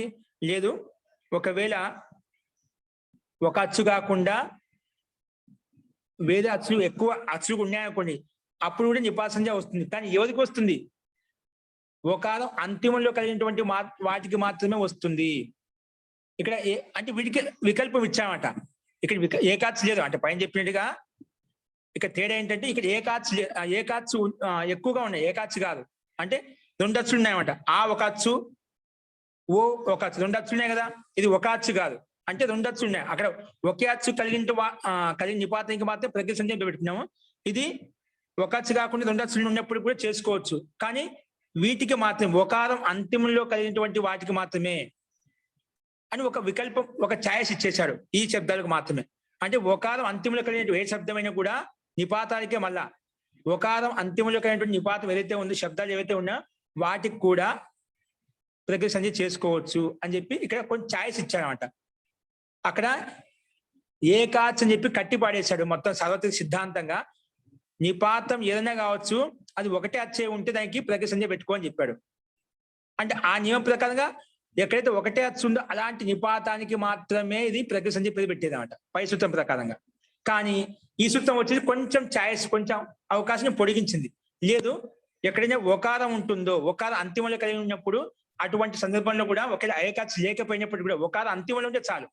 ఒకారంతో బేస్ చేసుకున్నాం కదా, ఆ ఒకారం అంతిమంలో ఉన్నప్పుడు ఆటోమేటిక్ ముందు ఏదో ఒకటి వర్ణం ఉంటుంది, అచ్చులు ఉంటాయి, అప్పుడు కూడా చేసుకోవచ్చు అని చెప్పి ఒక ఛాయిస్ ఇక్కడ మనకి ఇవ్వబడింది. అంటే ఒక దీనికి దానికి తేడా ఇప్పుడు మీరు చెప్పినట్టుగా అచ్చుకి తేడా అన్నమాట. అంటే ఇక్కడ ఒకటే అచ్చు అని చెప్పాను, ఇక్కడ ఒకటి కన్నా ఎక్కువ అచ్చులు ఉన్నాయి కాబట్టి ఈ సందర్భంలో కూడా తీసుకోవచ్చు అని చెప్పి ఒకారాంతం ఎక్కడ ఉన్నా కూడా అక్కడ ప్రకృతి సంజ్ఞ అవుతుందని చెప్పి ఇక్కడ చూపించాడు. అదే ఎగ్జాంపుల్ ఇక్కడ వచ్చామనుకో, ఆహో ఇతి, ఉతాహో ఇతి. ఇక్కడ అన్నిటికీ కూడా ప్రయోజనం ఏంటంటే ఇక్కడ ఏ చోయ వాయావ, అహో ప్లస్ ఇతిలో ఏ చోయ వాయావ అనే సూత్రన ఇక్కడ ఏమవుతుంది, అయాది సంధి ప్రాప్తం అవుతుంది.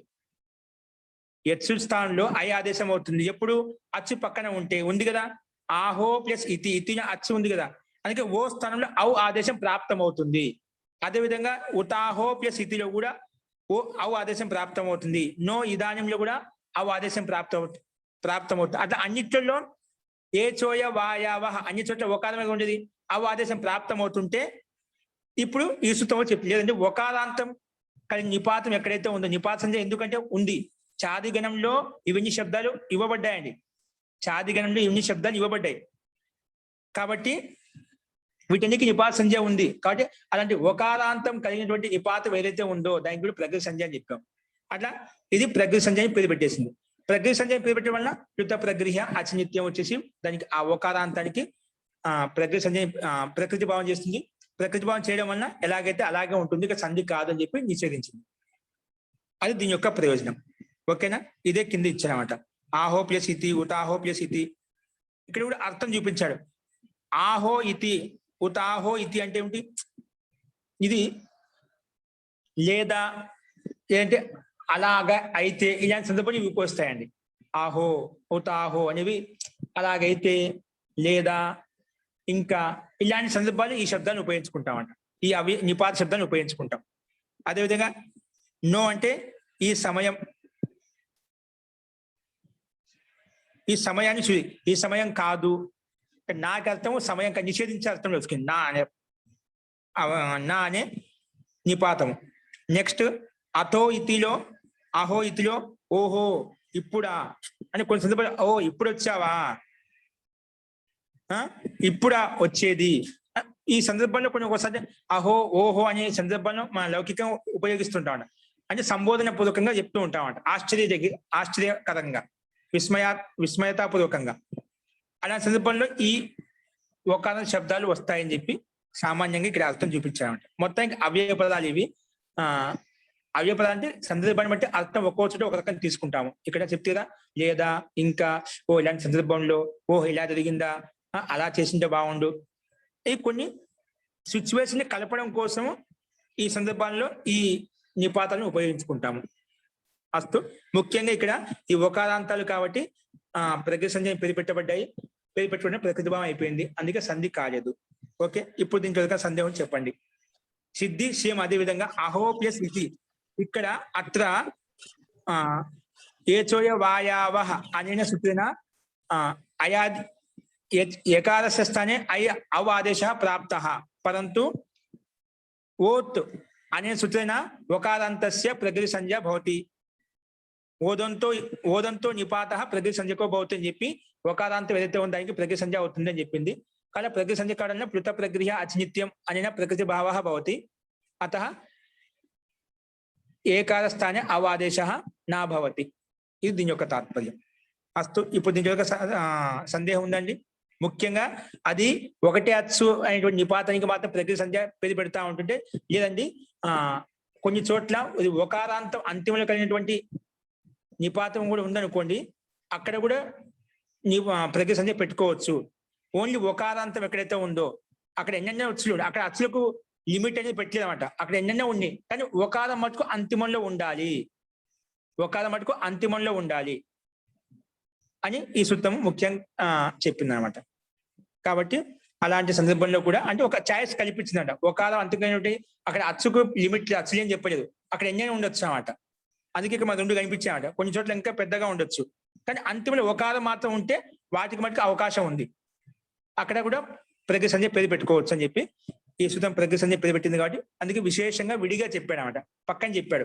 మామూలుగా నిపాతం అంటే ఆటోమేటిక్ గా అన్నిటికీ వచ్చేస్తుంది కదా, అన్నిటికీ నిపాత సంధ్య అవుతుంది కదా. కానీ అక్కడ ఏకాచ్ అని చెప్పి ఒకటి అచ్చు కలిగినటువంటి వాటికి మాత్రమే ప్రజ్ఞ సంధ్య. ఇక్కడ ఆ ఒకటి అచ్చు కాకుండా కొంచెం సీమితంగా కాకుండా అసీమితంగా పెట్టాడు అన్నమాట, అన్లిమిటెడ్ గా పెట్టాడు. కాబట్టి అటువంటి సందర్భంలో కూడా ప్రజ్ఞ సంధ్య అవుతుందని ఈ సూత్రం ఓత్ అనే ద్వారా తెలుసుకున్నాము. అస్తు, దీని ప్రకారం సందేహం ఉంటే చెప్పండి. మహోదయ, ఆ, ఇక్కడ ఏన విశిష్టదంతస్య అనేటువంటి సూత్రం ఎందుకు తీసుకొచ్చారు అసలు? అతి ఉత్తమ ప్రశ్న. ఇక్కడ మనకు సూత్రంలో అంతశబ్దం లేదు, కానీ సూత్రాలు చెప్పి ఓదంతో నిపాత, అంతశబ్దం ఎక్కడి నుంచి వచ్చింది? అంతశబ్దం ఎక్కడి నుంచి వచ్చావు? సూత్రంలో లేదు కదా. మాలో సూత్రంలో ఏదైతే ఉందో దాని ప్రకారంగానే అర్థం చెప్పాలి అంతే. సూత్రంలో లేని నువ్వు మనకేమో అధ్యాయం ఏది పడితే అధ్యాయం చేసుకోనికి లేదు, అధ్యాహారం చేసుకోనికి లేదన్నమాట. అధ్యాయం చేసుకుంటే తర్కయుక్తంగా ఉన్నామంట. ఇప్పుడు ఆ పద్ధతి ఉన్న పద్ధతికి కర్తని సహా లేదా రామహజీ అధ్యాయం చేసిన అది సహజం. అక్కడ ఖచ్చితంగా క్రియాపదం ఉంది అంటే ఖచ్చితంగా కర్త ఉంటే తెలిసిపోతుంది. అక్కడ సంబంధయుక్తంగా లేనప్పుడు మనకు అధ్యాయం ఇష్టాన్ని సరైన చేసుకోవడానికి లేదు. కానీ ఇక్కడ ఓకారం ఉంది, ఓత్ అంతే సూత్రం. ఓదంత అని చెప్పావు కదా సూత్రము, ఓత్ అన్నావు, ఓకారము అని చెప్పావు. ఓకేనా? ఇక్కడ అంతశబ్దం ఎక్కడి నుంచి వచ్చింది అంటే దానికి సమాధానం ఏన విధి తదంతస్య. ఈ సూత్రం ప్రకారంగా నువ్వు ఏన విశేషణ విధులు విధియతే, ఏ విశేషణం ద్వారా అయితే నువ్వు విధానం చేస్తున్నావో, ఏ విశేషణం ద్వారా అయితే విధానం చేస్తున్నావో అక్కడ అంతగ్రహణం కూడా వస్తుంది. అంటే ఉదంతము. ఇప్పుడు ఒకారం అంతిమంలో కలిగినటువంటి ఇప్పుడు ఉతాహో, ఆహో, అథో, అహో ఇవన్నీ ఒకారంలో అంతిమంలో కలిగినటువంటి శబ్దాలు అన్నమాట. ఒకారం అంతిమంలో కలిగినటువంటి శబ్దాలు. ఇక్కడ ఆ ఒకారాన్ని నిమిత్తం చేసుకుని విధానం చేస్తున్నావట. ఒకారాంతం ఉన్నప్పుడు మాత్రమే నువ్వు ప్రజ్ఞ సంధ్య పేరు పెట్టుకో. ఓదంతో యో నిపాత అని అంటే ఒకారం నిపాతం ఉండాలంటే ఒకారం నిపాతంగా ఉన్నప్పుడు కూడా నువ్వు అంత శబ్దం చెప్పావు అనుకోండి, ఒకారానికి కూడా నిపాత సంధ్య, ఒకారానికి నిపాతం కలిగినటువంటి ఏదైతే వర్ణం ఉందో అక్కడ ప్రజ్ఞ సంధ్య అవుతుందని చెప్పడానికి లేదన్నమాట. ఇక్కడ అంత శబ్దం పెట్టాం. ఒకారం అంతిమంలో కలిగినటువంటి అని చెప్పాం అనుకోండి, అక్కడ ఉతాహో ఎక్కడైతే అంతిమంలో ఉందో దాన్ని మాత్రం గ్రహించబడుతుంది. ఓన్లీ ఒకారం అని చెప్పామంటే మనకు ఆదిలో ఉండొచ్చు, మధ్యలో ఉండొచ్చు, అక్కడ కూడా వస్తుందా? ఒకే కొన్ని శబ్దాలు ఉన్నాయి, చాదిగా చాలా శబ్దాలు ఉన్నాయి, అక్కడ మధ్యలో కూడా ఉన్నాయి కొన్ని ఓకారాలు. అంత శబ్దం చెప్పడం ఒకార నిపాత ప్రజ్ఞ సంధ్యక భవతి అని చెప్పాం అనుకోండి, అక్కడ అతివ్యాప్తి అవుతుందన్నమాట. అంటే అన్ని చోట్ల మధ్యలో ఉన్నా ఆదిలో ఉన్నా అన్ని చోట్ల కూడా వచ్చేస్తుంది. అంటే అట్లా అతివ్యాప్తి కాకుండా ఒకారాంత నువ్వు ఏదైతే నిమిత్తం చేసుకుని విధానం చేస్తున్నావో అక్కడ ఏన విధి తదంతస్య అనే నియమం ప్రకారంగా, సిద్ధాంతం ప్రకారంగా అంతగ్రహణం తీసుకోవాలి. నువ్వు ఏ ఒకారాన్ని నిమిత్తం చేసుకుని అయితే విధానం చేస్తున్నావు, ఏ విధానం చేస్తున్నావు? ప్రజ్ఞ సంధ్యకు విధానం చేస్తున్నావు. ఏన విశేషణ విధి విధీయతే, ఏ విశేషణం ద్వారా అయితే నువ్వు విధానం చేస్తున్నావో, ఏ విధానం?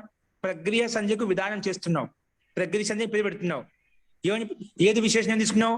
ఒకారాంతం కలిగినటువంటి నిపాతం ఏదైతే, ఒకారాంతం కలిగినటువంటి నిపాతం ఏదైతే ఉందో అటువంటి నిపాతానికి నేను ప్రక్రియ సంధ్య పేరు పెట్టుకుంటాము. అంటే ఆ రకంగా చెప్పుకొని మనం తీసుకుంటాం. కాబట్టి ఈ సూత్ర నియమం ప్రకారంగా అంత శబ్దం వస్తుందన్నమాట. అంతగ్రహణం ఈ నియమం ప్రకారంగా తీసుకోవాలి. అందుకే ఉదంతం అని చెప్పామంట.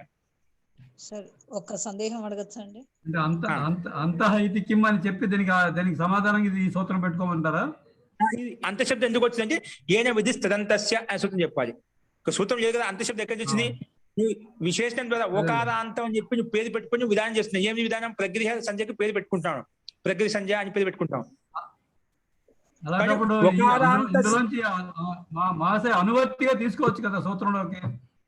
అనువృత్తి కాదండి ఇది, అదే అనువృత్తిగా తీసుకోకంటే వేరేగా చెప్తున్నాడు. వేరేగా చెప్తున్నాడు. అంత శబ్దం ఎక్కడి ఎలా గ్రహించుకున్నావు అంటే నువ్వు ఒకారాంతానికి నిపాత సంధ్య అంటున్నావు. ఒకారాంతానికి, ఒకారాంతం కలిగినటువంటి దానికి ఏదైతే ఉందో నిపాతం దానికి మాత్రమే అంటున్నావు. కాబట్టి విశేషణంగా చెప్పి ఒకారాంత విశిష్టంగా చెప్తున్నావు, విశేషణంగా చెప్తున్నావు అంట. ఒకారాంతం శబ్దం ఏదైతే ఉందో దానికి మాత్రమే ప్రజ్ఞ సంజయ్ పేరు పెట్టుకో. అది నిపాతమే ఉండాలి, ఒకారాంతమే ఉండాలి అని. అటువంటి మాత్రమే విశేషంగా ప్రత్యేకంగా చెప్తున్నా చెప్తున్నామంటే అసలు ఒకారాంతానికి అని చెప్పడం కోసమే అంతర్గ్రహాన్ని గ్రహిస్తాం. అంటే ఈ సూత్రం వచ్చి చెప్తున్నాను, నువ్వు ఎక్కడైనా విశేషణంగా తీసుకున్నావు అంటే అంతర్గ్రహణం ఆటోమేటిక్ గా వచ్చేస్తుంది. తదంతస్య. ఓకేనా? గురుగారు ఒక ఏం సందేహం అడుగుతున్నారండి? ఓత్ అనేది ఓత్ అనే శబ్దము ఏకాచ్ కాదా అండి? ఇప్పుడు అత్ ఏంటండి? అన్నట్టు ఓత్ కాదా? ఏకాచే అండి. అదే అంటున్నా. ఓత్ కాదు, ఓత్ అని సూత్రం ఏకాచ. కానీ ఉదాహరణ చూడండి, ఆహో, హుతాహో ఇవి ఏకాచ. అది అంతంగా ఉన్న ఓత్ము. అది కేవలం సూత్రం ఒకారానికి ప్రజ్ఞ సంజయ్ చేస్తా అని చెప్పింది. సూత్రం ప్రకారం వెళ్ళాము అనుకోండి, అనువృత్తి తీసుకున్నాము. పక్కన ఓత్ సూత్రం ఉంది, ఓ ఉంది. పైనుంచి నిపాతానికి ప్రజ్ఞకి అనువృత్తి వచ్చింది. సరే, ఒకార నిపాతం ఏదైతే ఉందో ఒకారం కలిగినటువంటి ఒకారమే ఉండాలి, అది నిపాతమే ఉండాలి.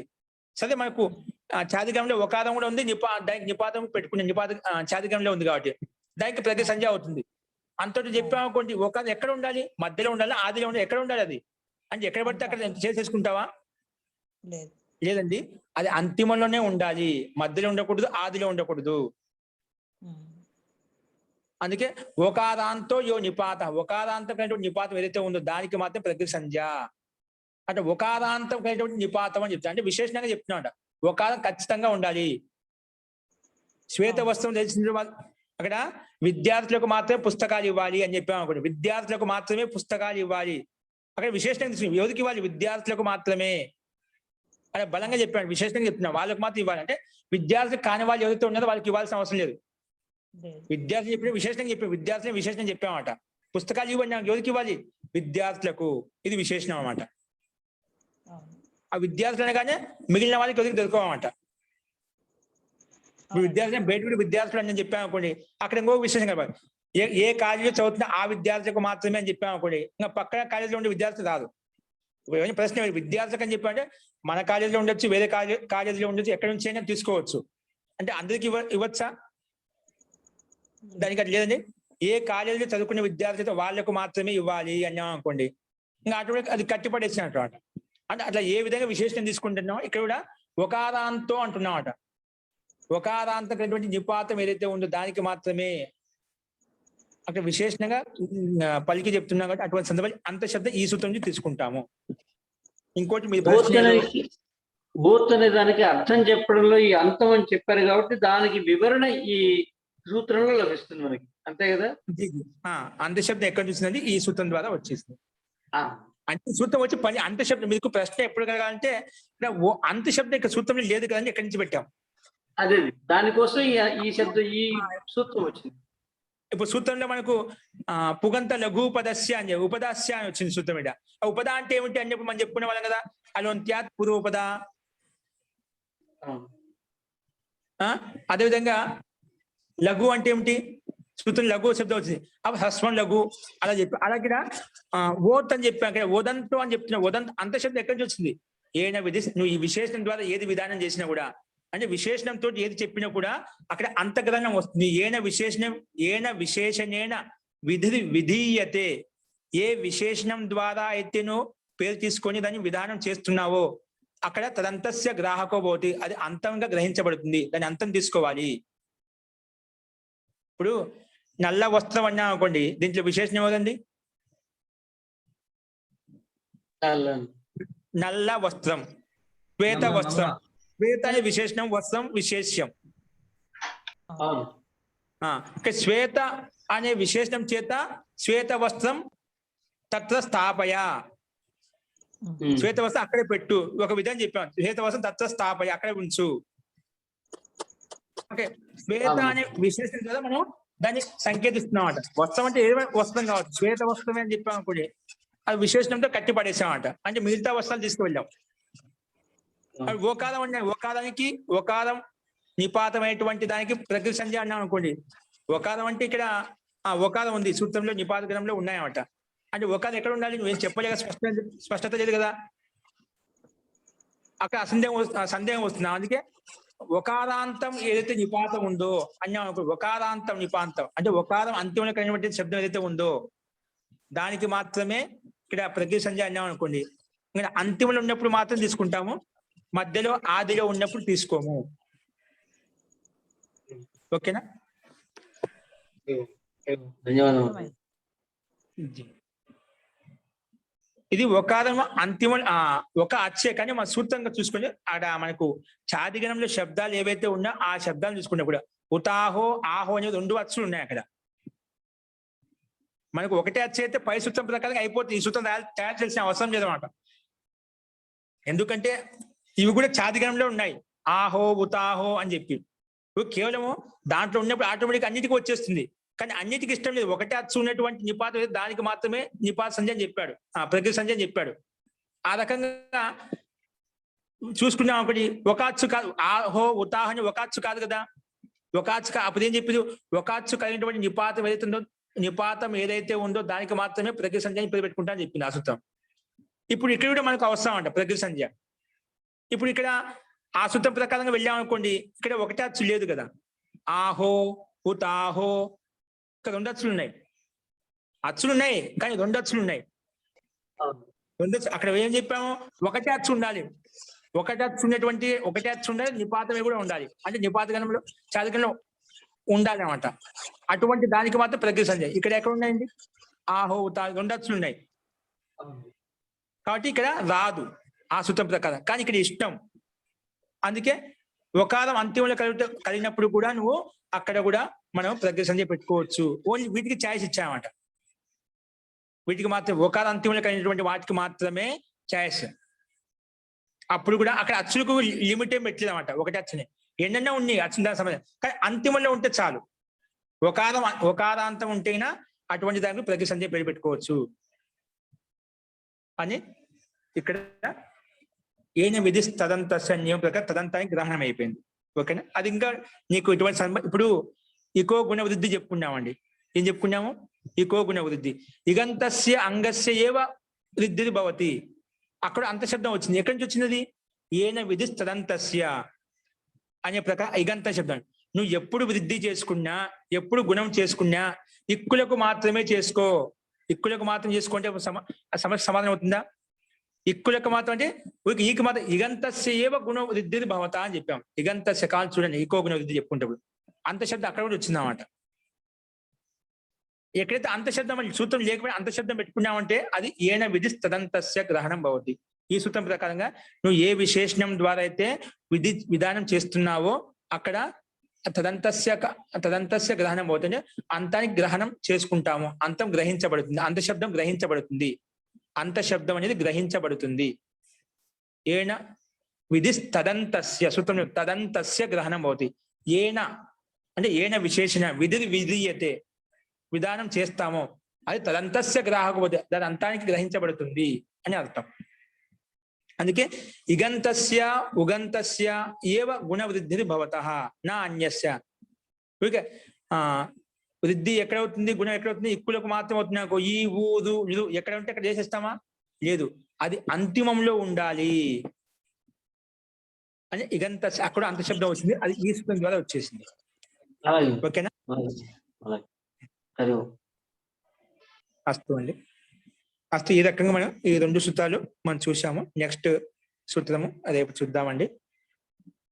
ఇవి కేవలం ప్రజ్ఞ సంధ్యకు సంబంధించినవి. ఒకటే అచ్చుకైనటువంటి నిపాతానికి ప్రజ్ఞ సంధ్య పెట్టాము.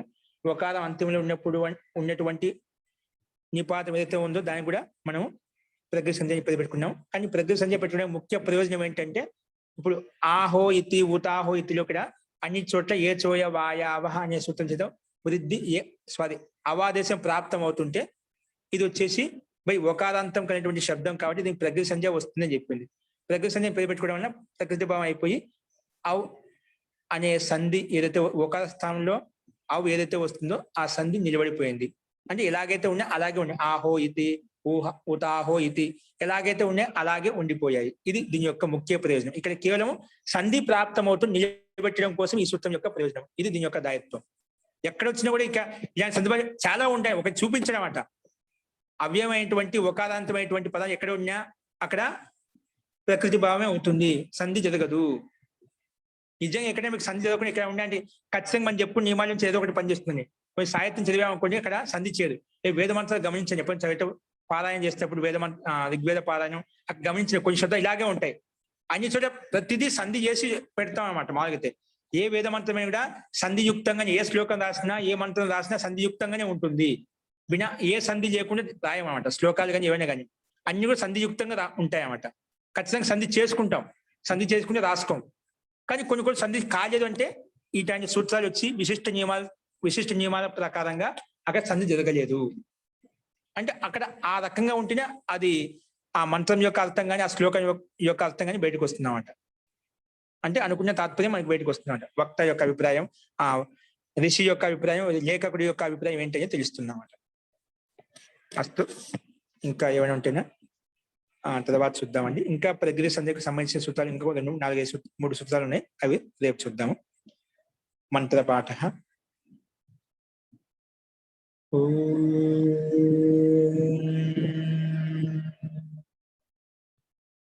సర్వే భవంతు సుఖినః, సర్వే సంతు నిరామయాః, సర్వే భద్రాణి పశ్యంతు, మా కశ్చిద్ దుఃఖ భాగ్ భవేత్. శాంతి శాంతి శాంతి. సర్వేభ్యో నమః. అందరికీ నమస్కారం అండి. నమస్కారం మహోదయ. ఇవి చాలా మందికి కొన్ని చోట్ల ఏన విధి తదంతస్య గ్రహణం భవతి అనే సూత్రం కొంచెం ఇది అర్థం కాటు ఉంటుందండి. ఇది దీని గురించి ఎక్కువ సంధి ఆలోచించొద్దు. కేవలం సూత్రంలో మనకు ఓత్ అని మాత్రం అంతశబ్దం లేదు కదా, ఎక్కడి నుంచి వచ్చిందంటే ఏన విధి తదంతస్య అనే సూత్రం చేత అంతగ్రహణం గ్రహించబడుతుంది. అదొకటి గుర్తుపెట్టుకోండి చాలు. తర్వాత ఆ సూత్రం వచ్చి మీకు అర్థం అవుతుంది. ఎక్కువ దీని గురించి ఆలోచించాల్సిన అవసరం లేదు. ముందుకు పోయే కొద్దీ కొన్ని సూత్రాలు అప్పుడు వెనక్కి అర్థం అవుతా ఉంటాయండి. ఇప్పుడు ఇకో గుణ వృద్ధి మనం చదువుకోవచ్చు. ఇగంతస్య అంగస్య వృద్ధి భవతి, అక్కడ అంతగ్రహణం వచ్చింది. ఓకేనా? అట్లా మనకు కొన్ని రూపాలు మనకి అన్ని ఇప్పుడు శబ్దం యొక్క స్వరూపం అన్ని లేవు కాబట్టి మనకు విశేషణం అంటే వాక్య నిర్మాణం చేసుకోవడం లేదా, ఓన్లీ శబ్దాలు తయారు చేసుకుంటాం. ఎలా చూసుకోవాలి విశేషణం అనేది అని కొంచెం సందిగ్ధంగా ఉన్నట్టుగా ఉంటుంది అన్నమాట. తర్వాత ముందుకు పోయే కొద్దీ తెలుస్తూ ఉంటుంది. అందుకే కంగారు పడాల్సిన అవసరం లేదు. ధైర్యంగా ఓపికగా అలాగే వింటూ ఉంటేనా ఆటోమేటిక్ గా మీకే అది మీకు తెలిసిందంట, అడ్జస్ట్మెంట్ అవుతుంది. ఓ ఇలా ఈ రకం తీసుకోవాలి, ఇక్కడ ఈ రకం తీసుకునేది మీకే మీ మనసు చెప్తున్నాం అంట. అది అర్థమైందే ఓ ఇలాగా అని చెప్పి ఒక్కోసారి మైండ్ అప్పుడు కూర్చుంటున్నాం అంట. ఇవి ఎందుకని వ్యాకరణ విషయాలంతా అంతే అండి. అట్లా ముందుకు పోయే కొద్ది చాలా విషయాలు అప్పుడు క్లారిటీ వచ్చేస్తుంటాయన్నమాట. కొన్ని తెలుసుకోబోయేంగా ఇంకా ఏంటంటే ఇంకా జిజ్ఞాసలు పెరుగుతూ ఉంటున్నాడు ఒకదాని తర్వాత ఒకటి. అంటే ఆలోచన శక్తి ఆ రకంగా పెంచుతూ పోతున్నాడు. కానీ అన్నిటికీ సమాధానం దొరుకుతూ పోతుంది ముందుకు పోయినా. ఓ ఇక్కడ ఈ రకంగా అక్కడ ఆ రకంగా తీసుకుంటే అక్కడ సమస్య వచ్చేది కాదు మనకు.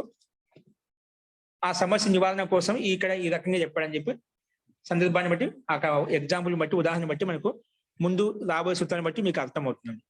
ఓకేనా? శబ్ద యొక్క స్వరూపం సమూహం కొన్ని ఇంకా మనకు ఐడియా వచ్చేసినాయి అనుకోండి, శబ్ద సమూహం రూపసిద్ధ సమూహం ఐడియా వచ్చేసిందంటే అవన్నీ నీట్గా అర్థమవుతాయండి. కాబట్టి కొంచెం ఓపికగా ధైర్యంగా కాదు రాసుకుంటూ ఉండి ముఖ్యంగా ఏ సూత్రం ఏ రకంగా పనిచేస్తుంది అది గమనిస్తూ ఉండండి. ఓకేనా? ఇక్కడ ఏ సందర్భంలో మనకేంటి ఇది ఒకారాంతం అంటూ ఉంటే దీన్ని నిపాతాన్ని పేరు పెట్టుకున్నాము, అందుకే ప్రకృతి భావం అయిపోయింది, అది గమనించాలి.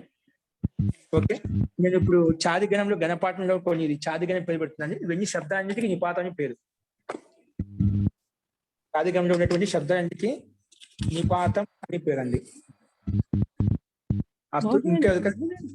మహోదయ నిపాతం అంటే ఏం మహోదయ? నిపాతం పేరు నామకరణం. ఇటువంటి ఈ అన్ని శబ్దాలకు నిపాతం పేరు పెడతా అని పేరు పెట్టడం అండి.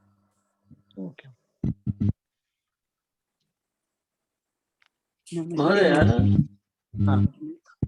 మనకి ఆ గణపాఠం ఉండేటటువంటి పుస్తకం కూడా తెప్పిస్తే మనకి కొంచెం అవగాహన పెరగచ్చు. గణపాఠం అండి PDF లో పెడితే మనం డౌన్లోడ్ చేసుకుని ప్రింట్అవుట్ తీసుకోవచ్చు. ప్రింట్అవుట్ కన్నా తీసుకోవచ్చు అండి, దొరుకుతాయి. ఇప్పుడు మీకు ఏం ఒక పని చేయండి, ఒక గణపాఠం విడిగా దొరుకుతుందండి. ఓకేనా? ఇప్పుడు మీ దగ్గర అష్టాధ్యాయ ఉంది, వినాది ఉంది, ఇవన్నీ ఉన్నాయి. ఒక గణపాఠం విడిగా తెప్పించుకోవచ్చు మనము. సరేనా? పంచపాఠ అని చెప్పి పంచపాఠ పుస్తకం చూస్తుంటే 5 ఒకదాన్ని బైండింగ్ చేసి పుస్తకాలు ఎలాగో ఉన్నాయి కాబట్టి మనకు ఈ పుస్తకాలు ఉన్నాయి కాబట్టి ఒక్క ఘనపాఠం మాత్రం తెప్పించుకున్నాం అనుకోండి సరిపోతుందిగా. తెప్పించుకోవచ్చు. ఎవరు కొంచెం తెప్పించుకోవచ్చు. మనం ప్రయత్నం చేస్తే మహోదయ పంచపాటు దొరికితే తెప్పించండి మహోదయ. తెప్పిస్తానండి. ఒకసారి నేను మాట్లాడదు ఎక్కడ చెప్తాను, ఒకసారి తెప్పించి నేను ప్రయత్నం చేస్తాను. ప్రయత్నం చేయండి, దొరికితే మేము తీసుకుంటాం మహోదయ. ఖచ్చితంగా.